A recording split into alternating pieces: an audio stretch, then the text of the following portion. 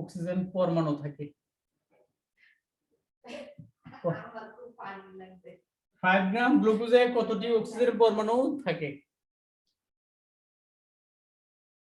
এটা এই ম্যাথটা দেখো তো করতে পারো কিনা। 5 গ্রাম গ্লুকোজে কতটি অক্সিজেন পরমাণু থাকে?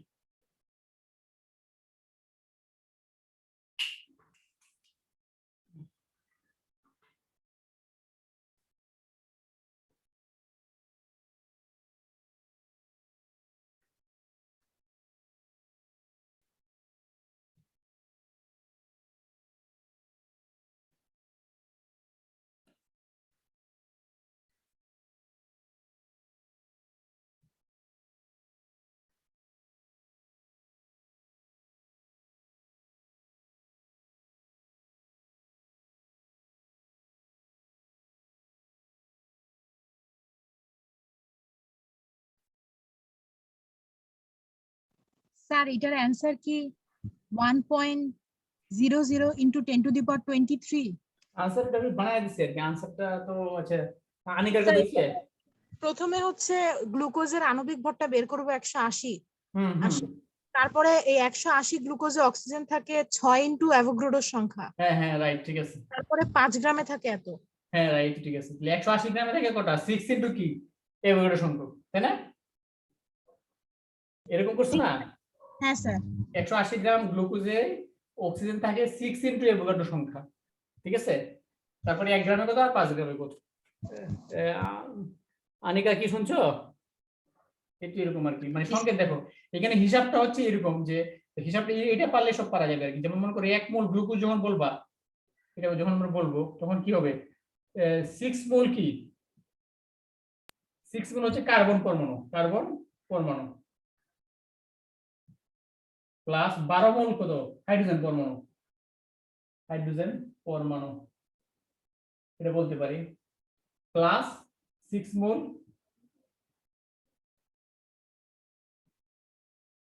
অক্সিজেন পরমাণু।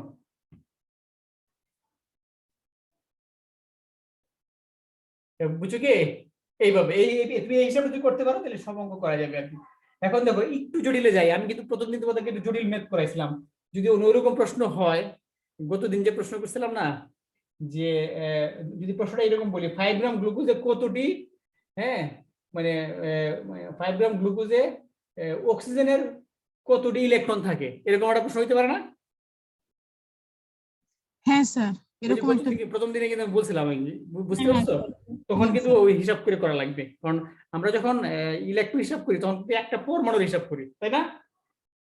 একটা পরমাণুর হিসাব করি, হিসাবটা করলে আর কি মোলটা হলে এটা গুণ করা লাগবে আর কি। স্যার ইলেকট্রনের স্যার একটা দেখায় দেন স্যার। আচ্ছা ভুলে তাহলে একটা লিখি, হ্যাঁ একটা করে লিখি নাকি? জি স্যার। আচ্ছা তাহলে ধরো এইটাই করি, এটাই তো বুঝছোই, এটা তো লেখা লাগবে না নাকি? হ্যাঁ স্যার, বুঝছি স্যার। ওকে ওকে, যেমন এইটার একটা অঙ্ক আমরা করে করে দিচ্ছি।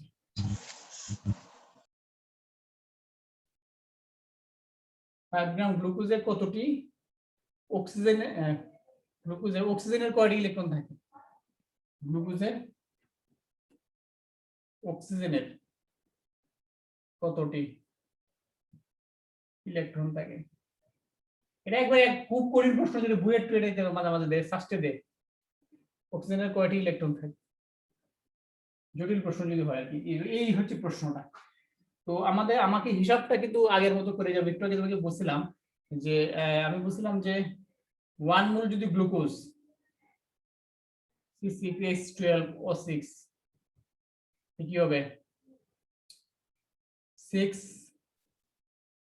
মোল কার্বন পরমাণু, এই কথাটা বলতে হবে, তাহলে কিন্তু সমস্যা আছে। তাহলে তুমি অঙ্ক করতে পারো 12 মোল হাইড্রোজেন পরমাণু।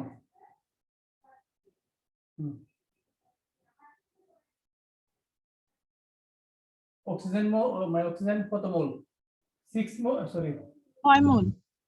হ্যাঁ 6 মোল অক্সিজেন পরমাণু, 6 মোল অক্সিজেন পরমাণু। তুমি যদি এটা লিখে নাও তাহলে তোমার জন্য বুঝতে সুবিধা আর কি। এখন দেখো তাহলে আমার হচ্ছে যে আমি যদি 180 গ্রাম গ্লুকোজ চিন্তা করি, এত গ্রাম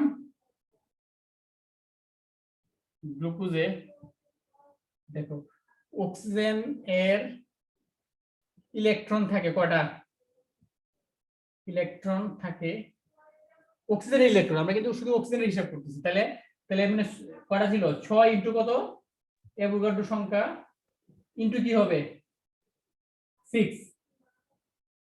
8 না 8 8 অক্সিজেন 8 হবে এতটি, তাই না? এটা বুঝছো, যে এত গ্রাম গ্লুকোজে অক্সিজেনের ইলেকট্রন থাকে এতটি এতটি এতটি। কারণ প্রথমে আমরা এটা পরমাণুতে কনভার্ট করছি, আর একটা পরমাণুতে কয়টা ইলেকট্রন থাকে 8টা, এই জন্য আর কি। বুঝতে পারছো কি, একটা পরমাণু থাকে এতটি, তাহলে এতটা পরমাণুতে কটা থাকে একসাথে লিখে ফেলছি আর কি। বুঝছি এই জন্য স্যার। এত গ্রাম গ্লুকোজ এটা থাকে। এখন আমাদের দরকার হচ্ছে কত 5 গ্রামে, ওইটা নিয়মে করে রাখবা 5 গ্রাম গ্লুকোজ। এইভাবে সবগুলার অক্সিজেন, যদি টোটাল অক্সিজেন বলে তাহলে কি করবা, এই যে প্রত্যেকটা বের করে করে যোগ করবো, অথবা এখানে এইভাবে এইভাবে লিখে ফেলতে পারো, এইটা স্যার প্লাস, একবারে যদি করি হ্যাঁ হবে, যে এইটা প্লাস 12 ইনটু এটা ইনটু ওই যে কার্বনেটার হাইড্রোজেন লিখবো 1, এভাবে করে ফেলবা, একবারে করে ফেলতে পারো, কোনো সমস্যা নেই, করা যাবে।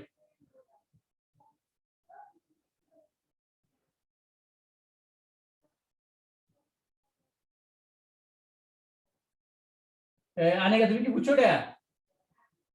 জি স্যার। ওকে ঠিক আছে, এত ঠিক, ঠিক আছে। এই হচ্ছে আমাদের উপরে এখন যত অঙ্ক আছে অনুপরমাণু ভিত্তিক। আশা করি যদি বুঝে থাকো এটা, বইটা একটু দেখো, দেখলে ভালো। বইয়ের মতো করতে যায় না, বইয়ের সূত্র দুটো বলেছি, প্রত্যেকটা জন্য সূত্র করছে আলাদা, এত দরকার নাই। ওই আমি যে প্যাটার্ন সেটা বললে আর কোনো, আশা করি কোনো প্রবলেম হবে না। ওকে, আচ্ছা এখন আমরা একটা আয়নের ক্ষেত্রে একটা দেখাই। আয়নের ক্ষেত্রে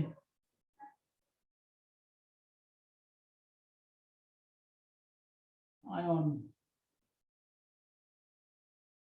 এটা বইয়ের মধ্যে আছে, এই যে সঞ্জীব কুমার বইয়ে বলেছে।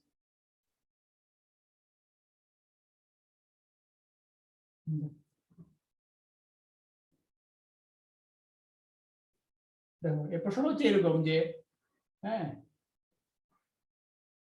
জলীয় দ্রবণে সোডিয়াম ক্লোরাইড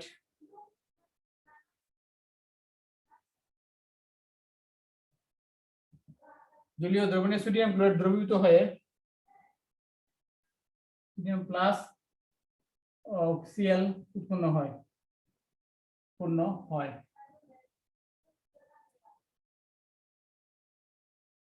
একটি সোডিয়াম প্লাস আয়ন এবং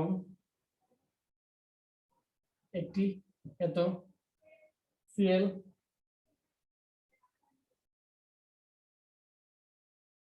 আয়নের ভর কত? ওকে, এই প্রশ্নটা একটু চিন্তা করতে দিলাম, দেখি পারো কিনা। কারণ আমরা যদি সোডিয়াম ক্লোরাইডকে যদি পানির মধ্যে রাখি, তাহলে সোডিয়াম প্লাস আর সিএল মাইনাস কিন্তু হয়, তাই না? তাহলে একটা সোডিয়াম আয়ন এবং একটা ক্লোরিন আয়নের ভর কত?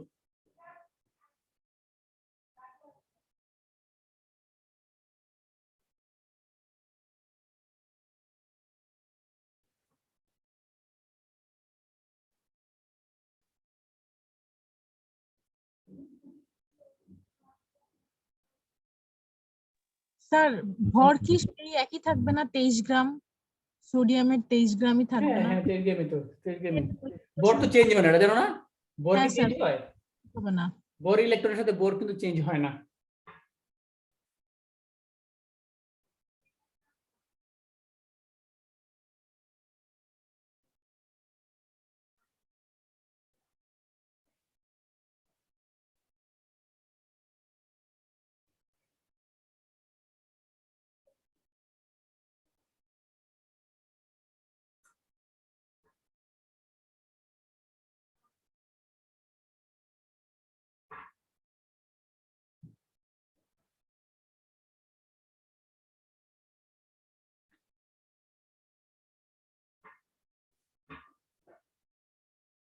আনসার কি হয়েছে?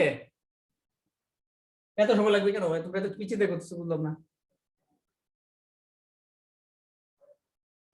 স্যার আমি তো স্যার বুঝতেছি না। স্যার আমার আনিকের কি অবস্থা? স্যার আমার মনে হইতেছে যেরকম আছে ওরকমই থাকবে, মানে একটি হাইড্রোজেন সোডিয়ামের 23 আয়নের ভরও 23 গ্রাম হবে আর ক্লোরিনের 35.5ই হবে। হ্যাঁ, এটা কিছু নেই, সোডিয়াম ক্লোরাইডটা এটা কোনো ফ্যাক্টর বিষয় না। দেখো এখানে তুমি চিন্তা করো, দেখো ভালো করে চিন্তা করো, আমি যদি 1 মোল, হ্যাঁ 1 মোল সোডিয়াম আয়ন যদি চিন্তা করি, 1 মোল সোডিয়াম আয়ন, তার মানে কয়টা সোডিয়ামের পরমাণু কয়টা, সোডিয়াম আয়ন কয়টা, এতটি না, এতটি নাকি? 1 মোল সোডিয়াম প্লাস মানে এতটি কি সোডিয়াম প্লাস আয়ন, এই কথা কি বলতে পারি? এবং এটা ভর হিসাব করলে কত হবে? 23 গ্রাম, 23 গ্রাম, তাই না? ভর হিসাব করলে 23 গ্রাম হবে না? বুঝছো নাকি মাইশা, কি বুঝছো নাকি না বুঝো নাই? স্যার বুঝছি স্যার, আমি এটাই বলতেছিলাম হ্যাঁ, স্যার। এইটাই এখন তো আর সমস্যা নেই, আমার তো দিয়ে দেবো তাহলে। তার মানে হচ্ছে কি যে এতটি, দেখো তুমি যদি ঐকিক নিয়মে করতে যাও, এতটি এতটি সোডিয়াম প্লাস, হ্যাঁ, আয়নের ভর কত, এই যে এই হিসেবে 23 গ্রাম নাকি? হ্যাঁ স্যার 23 গ্রামই স্যার। 23 গ্রাম, তাহলে তাহলে তাহলে আমার কি ছিল, একটা কথা বলছিলাম না, একটি বলছি তো, তাহলে একটার কত হবে, একটি সোডিয়াম প্লাস আয়নের ভর কত হবে, একটু নিচে যাবে 23। আসলে এই চ্যাপ্টারটা আমি অনেক আগে পড়ানোর সময় বলছি, এই চ্যাপ্টারটারে একটা টপিকস বুঝান মানে মুখস্থ করার নাই, এই চ্যাপ্টারে এই চ্যাপ্টার যদি কেউ ভালো করে বুঝে সে সবসময় পারবে আর কি, এখানে কোনো কিছুই মুখস্থ নেই এই চ্যাপ্টারে। স্যার এখানে কি ওই যে আয়তনটাও 22.4 হবে? হ্যাঁ, 22.4 হবে। আচ্ছা স্যার। এভোগাড্রো সংখ্যার এই রিলেটেড কথাগুলো আসলেই এটাই আসলে ওই যে আমরা সংজ্ঞা ভুল শিখে এসেছি, গ্রামে প্রকাশিত আণবিক ভরকে, এই জন্য আমাদের মাথায় সবসময় খালি অণুর হিসাবটা আসে, আয়নগুলোর হিসাব আসে না, সব একই। এটা যদি আয়তন বলে সেম হবে, ওইটাই হবে, বুঝতে পারছো?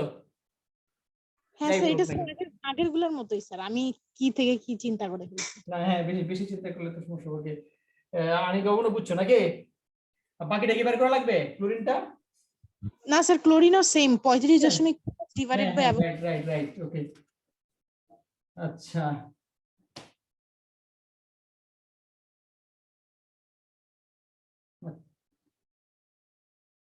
আচ্ছা দেখো এখন এই যে একটা আমরা হিমোগ্লোবিনের একটা অঙ্ক করি, দেখি তোমরা পারো হিমোগ্লোবিনের স্ট্রাকচার জানো? তোমরা বায়োলজি পড়ছো হিমোগ্লোবিন? স্যার হিমোগ্লোবিনের যে আয়রন থাকে H3PO, নাকি, আয়রন থাকে কিনা হিমোগ্লোবিন, এটা বলো। আয়রন, হ্যাঁ স্যার F3O4 কি একটা ছিল আচ্ছা, তাহলে স্যার। একটা অঙ্ক দেই দেখি এটা। ভর্তি পরীক্ষার জন্য এই অঙ্কটা ইম্পর্টেন্ট আছে, এখন আসছে এটা কুয়েটা না রুয়েটা দেখতে আমাদের আসছে।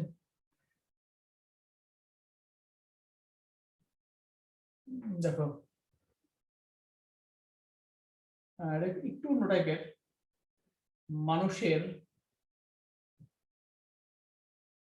শরীরের শরীরের রক্তের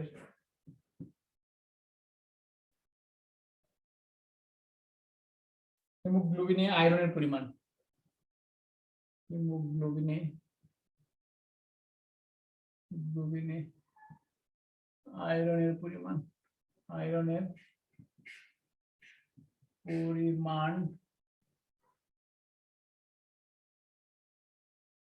0.0862%, 0.862 কত পার্সেন্ট?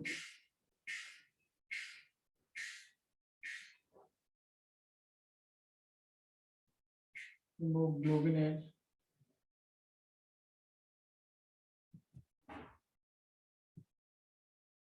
গ্রাম আণবিক ভর, হিমোগ্লোবিনের আণবিক ভর কি জানো?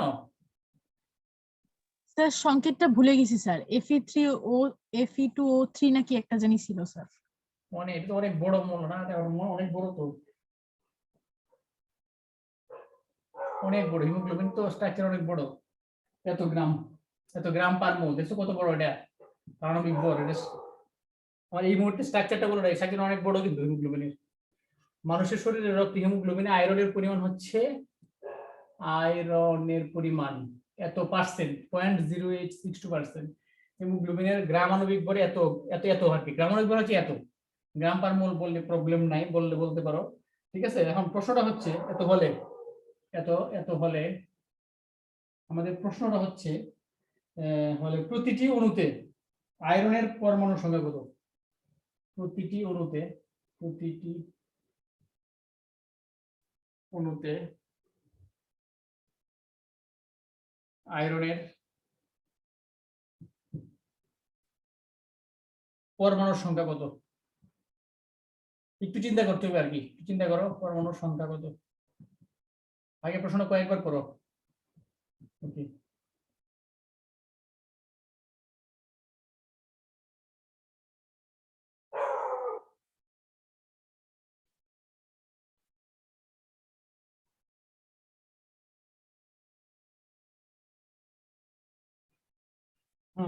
এটা কি আনসার করা যাবে? মানুষের চিন্তা করে নিই স্যার, দাঁড়ান। চিন্তা করে, একটু চিন্তার বিষয় আছে, মানে যথেষ্ট চিন্তার বিষয় আছে, একটু চিন্তা করো।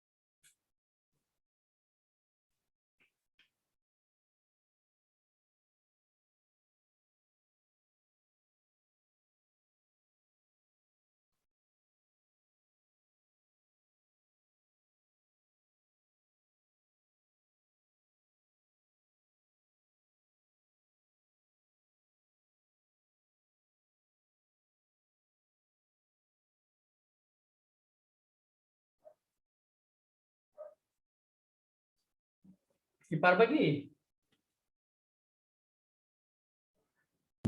স্যার অ্যাভোগাড্রোর সংখ্যা দিয়ে প্রথমে আয়রনের এখানে এখানে শোনো, এখানে একটু ঝামেলা করছে কি জানো, এখানে একটা পার্সেন্টেজ দিছে কিন্তু, দেখছো হিমোগ্লোবিনের আণবিক ভর কত? এটা না, এটা।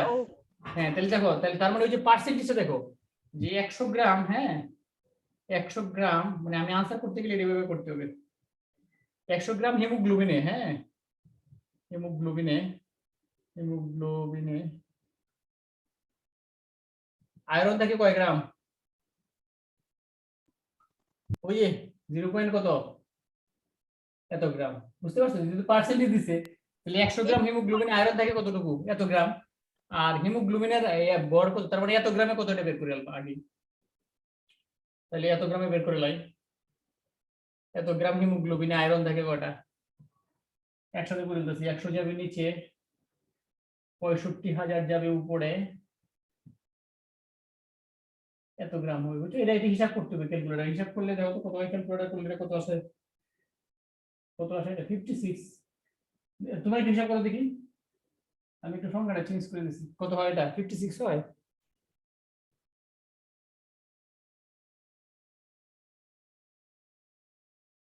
স্যার 56.03। হ্যাঁ 56.03, ওকে, এটা 03, তার মানে আমরা এটা পাইছি, মানে আমাদের হিমোগ্লোবিনে, হ্যাঁ আয়রন কতটুকু থাকে সেটা পাইছি। তাহলে দেখো আয়রনের পারমাণবিক ভর কত? 56 না?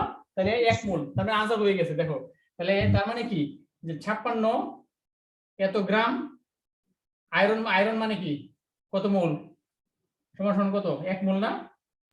হ্যাঁ 1 স্যার। মোল, তাহলে আমার 1 মোলই আনসার তো হয়ে গেছে। ও সংখ্যা চাইছে তো, সংখ্যা হলে কি হবে? 1 মোল, 1 মোলে কয়টা থাকে পরমাণু? 1 মোলে মানে কয়টা? 6 পয়েন্ট এতটি। বুঝতে পারছো? এটা কি প্রতি অণু বলছিলাম নাকি? ও অণু, অণু বলে ঠিক আছে, অণু বলে তো আর অণু হিসাব করতে পারি। জি নাই স্যার, লাস্টে আপনি যে না না, শোনো আমি বলছি, আমি আমি বের করছি কি জানো?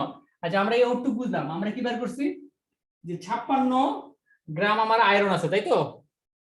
হ্যাঁ 56 গ্রাম, কিন্তু প্রশ্নটা ছিল কিন্তু যে প্রতিটি অণুতে, অণু প্রত্যেকটা অণুতে, কিন্তু প্রত্যেকটা অণুতে আয়রনের পরমাণু আছে। আমরা আসলে ওটা আণবিক ভর এত জানছিলাম, এত জানছি, এর মধ্যে আয়রন থাকে 56, মানে 1 মোল থাকে। বুঝতে পারছো?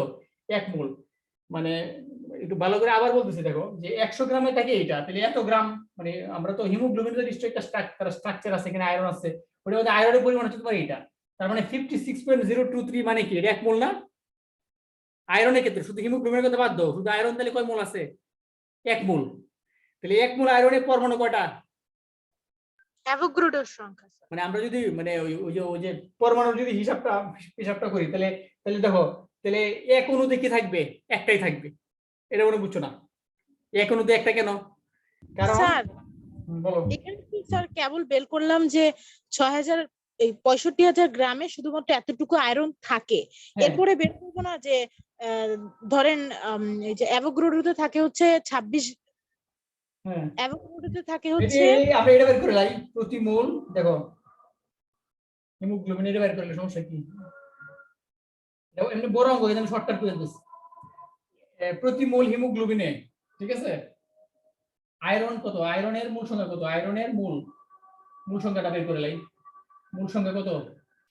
মূল সংখ্যা দিতে হবে 56.023 কে 56 দ্বারা ডিভাইড করবে না, মানে 1 হবে। এটা কি বুঝছো? এটা কেন করছি? কারণ আমি তো এখানে গ্রাম হিসাব করে করছি, গ্রামটাকে মোলে নিলাম আর কি। প্রতি মোল হিমোগ্লোবিনে আয়রনের মূল সংখ্যা হচ্ছে তোমার এইটা, মানে 1 মোল, মানে হিসাবে কত হচ্ছে, আয়রন হচ্ছে কি 1 মোল। বুঝতে পারছো? এটা কি বুঝছো না বুঝো নাই? এবার বুঝছি স্যার, ওই যে কি হ্যাঁ, তাহলে হ্যাঁ, আমরা যদি 1 মোল পাইছি তাই না, তার মানে যদি প্রতি অণু হিসাব করি দেখো, মানে আয়রনের ক্ষেত্রে তো মানে অণু পরমাণু সেম না। হ্যাঁ স্যার আয়রনের ক্ষেত্রে আমরা অণু পরমাণু হিসাবটা কি, তার মানে কি একটা অণুতে একটাই থাকে, একটা অণুতে কি থাকবে, একটা থাকবে, শেষ আনসার। তাহলে হিমোগ্লোবিনের এমনি বলা যায় এটা, হিমোগ্লোবিনের প্রতি অণুতে একটা থাকবে আর কি, একটি পরমাণু থাকে, মানে আয়রন পরমাণু। কারণ এর ক্ষেত্রে অণু পরমাণু সমান যে, সেম তো এই কারণে আর কি। বুঝতে স্যার পারছো? প্রতি স্যার অণুতে একটি পরমাণু থাকে। বলে অণুর সংখ্যা বের করতে গেলে তো স্যার অ্যাভোগাড্রো অণু পরমাণুর সূত্র কি একই, মানে স্ট্রাকচার কি একই হবে? হ্যাঁ হ্যাঁ, আয়রনের ক্ষেত্রে একই, আয়রনের ক্ষেত্রে সেম না, আয়রনের ক্ষেত্রে অণু পরমাণু একই।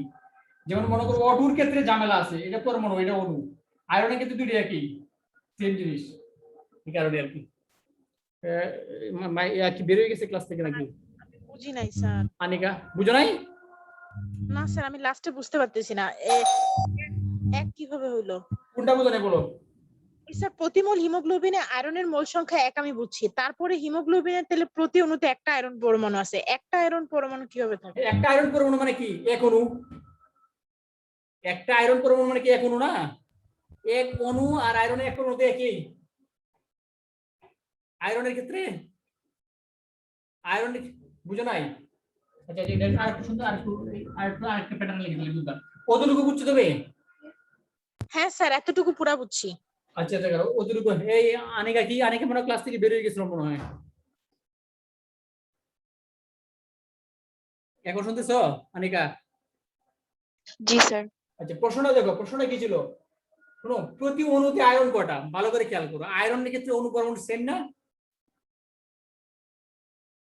স্যার আয়রনের ক্ষেত্রে অণু আর পরমাণু সেম, আয়রন কি 2 হয় না 3 হয় না, আয়রন শুধু আয়রনই থাকে এই জন্য। হ্যাঁ হ্যাঁ, তার মানে শোনো, তুমি যদি এটাকে এক অণু আয়রন, তাহলে পরমাণু কয়টা? একটাই। একটাই, তাহলে আমরা এটা বলতে পারি না? বুঝো নাই? এক অণু আয়রন মানে কি এক পরমাণু আয়রন।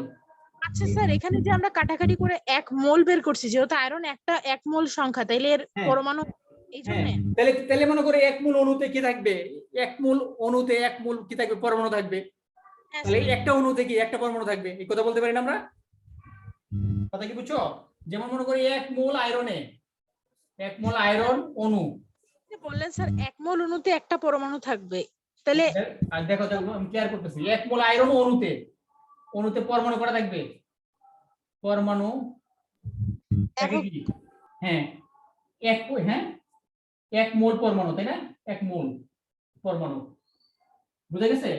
এক মোল আয়রন অণুতে পরমাণু থাকে কি, এক মোল আর কি, এক মোল পরমাণু। দেখো তাহলে এক মোল আয়রনে থাকে এটা, তাহলে যদি একটি বলি তাহলে কি হবে, একটি বলে একটা হবে না? আরে সুদা জিনিস, এক মোল মানে কি অ্যাভোগাড্রো সংখ্যা, এখানে কি এটাও তো অ্যাভোগাড্রো সংখ্যা, তো অ্যাভোগাড্রো সংখ্যা এটা ক্যান্সেল আউট হবে না, তাহলে একটা হবে না? বুঝো নাই? অ্যাভোগাড্রোর সংখ্যার অণু পরমাণুর হিসাব একই না স্যার? মানে হ্যাঁ হ্যাঁ একই তো, তার মানে এক মোল আয়রন অণুতে, এক মোল আয়রন অণু যদি অ্যাভোগাড্রো সংখ্যা হয়, এক মোল এই পরমাণুটা কি হবে, অ্যাভোগাড্রো সংখ্যা হবে, হবে না? তাহলে দেখছো, তাহলে অ্যাভোগাড্রো সংখ্যক অণুতে অ্যাভোগাড্রো সংখ্যক কি পরমাণু থাকে আয়রনের ক্ষেত্রে, তাই না? অ্যাভোগাড্রো সংখ্যক অণুতে অ্যাভোগাড্রো সংখ্যক পরমাণু, তার মানে কি তাহলে একটার জন্য কি হবে, কাটা যাবে না? এক ওটাই হবে, এক হবে। হ্যাঁ, তাহলে আমি জায়গা নাই লিখতে পারতেছি না আর কি, জায়গা লাগবে যাবো। তার মানে আমি এটা লিখতে পারি, আর একটু ক্লিয়ার করে দিই। তো আমি কি তাহলে এই কথা লিখতে পারি, প্রতি মূলে পাইছি তো এত এত মোল পাইছি, তার মানে কি দেখো এক মানে এতটি এতটি আয়রন অণুতে পরমাণু থাকে কটা, সেম সেম না, এতটি। সংখ্যা হ্যাঁ হ্যাঁ হ্যাঁ, এতটি। তাহলে এগুলো, তাহলে এই একটিতে কি হবে, একটিতে কি থাকবে? কাটাকাটি হয়ে এক হ্যাঁ হ্যাঁ, এই সরাসরি বুঝছি আর কি, রেখে তো সময় লাগে বুঝতে। এই তো মানে আয়রনের ক্ষেত্রে অনু যে কাটাকাটি যে ওয়ান হবে না, ওয়ানই তো হবে, কারণ আয়রনের ক্ষেত্রে আয়রনের অণু এটা, পরমাণু এটা, আয়রনের ক্ষেত্রে, বুঝছো? অণু পরমাণু হ্যাঁ একই। এবার বুঝছি পুরোটা। ওকে ওকে, ঠিক আছে। কয়টা বাজে দেখো তো, 4টে বাজে, 5টা বাজে নাকি? বাদ। আচ্ছা, তাহলে আজকে থাক, আজকে